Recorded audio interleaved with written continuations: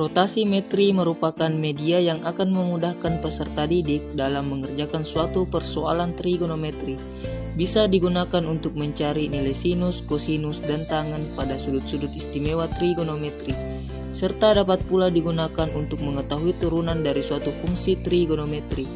Ini akan memudahkan peserta didik, khususnya untuk siswa kelas 10 SMA yang baru mengenal apa itu trigonometri dan nilai-nilainya.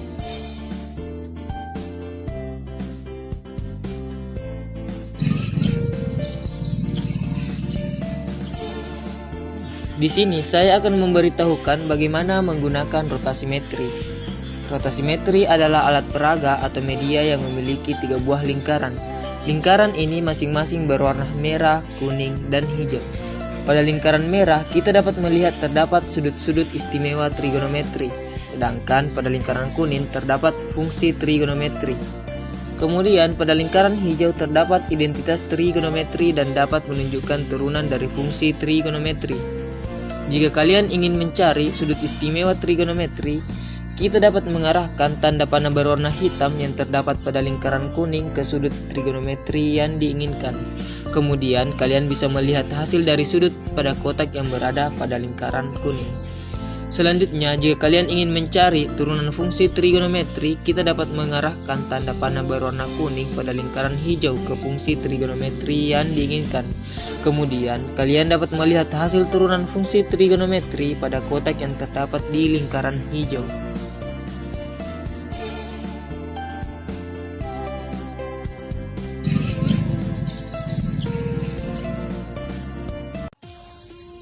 Jadi permasalahan yang pertama, berapakah hasil dari sin 45 derajat dikali sin 60 derajat ditambah cos 45 derajat dikali cos 30 derajat per secant 45 derajat dikali tangen 45 derajat.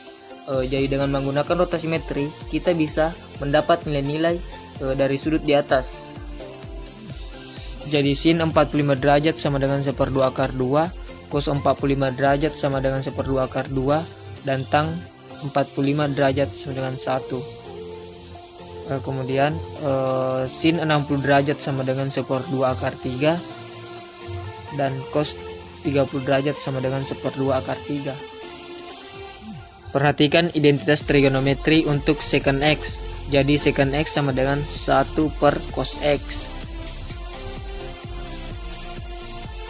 Kemudian kita substitusi hasil pencarian tadi. Jadi kita bisa langsung mengoperasikannya.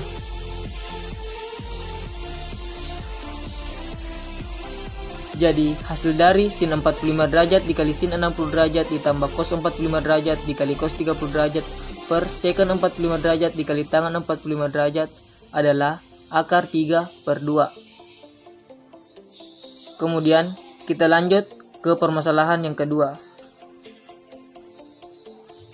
Jadi permasalahan yang kedua, berapakah hasil turunan dari fungsi fx sama dengan 5 cos x sin x?